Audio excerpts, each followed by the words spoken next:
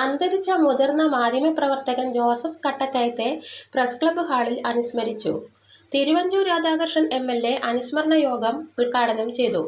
ദീപിക മുൻ deputy എഡിറ്ററും സാഹിത്യകാരനുമായിരുന്ന Joseph കട്ടക്കയത്തെ senior journalist ഫോറത്തിന്റെ നേതൃത്വത്തിലാണ് അനുസ്മരിച്ചത്. കട്ടക്കയം പത്രപ്രവർത്തകരിലെ മഹാപണ്ഡിതനായിരുന്നുവെന്ന് യോഗത്തിൽ തിരുവഞ്ചൂർ രാധാകൃഷ്ണൻ എം.എൽ.എ. പറഞ്ഞു. അദ്ദേഹത്തിന്റെ ഓർമ്മ എന്നും നിലനിൽക്കുമെന്ന് അദ്ദേഹം പറഞ്ഞു. പ്രസ് അക്കാദമി മുൻ ചെയർമാൻ സെർജി ആന്റണി മുഖ്യപ്രഭാഷണം നടത്തി. Hakeem Nattassery, Naduvattam Sathyaseelan, press club president Aneesh Kurian തുടങ്ങിയവർ സംസാരിച്ചു. News bureau, Kottayam.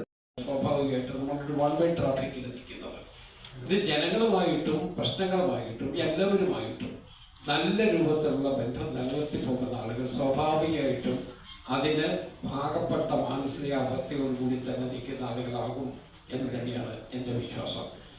Kattakkayam sir ദീപികയിൽ അദ്ദേഹം വിശിഷ്ടമായ രൂപത്തിലുള്ള സേവനമാണ് അനുഷ്ഠിച്ചത് എന്ന് ഞാൻ ഓർക്കുകയാണ്.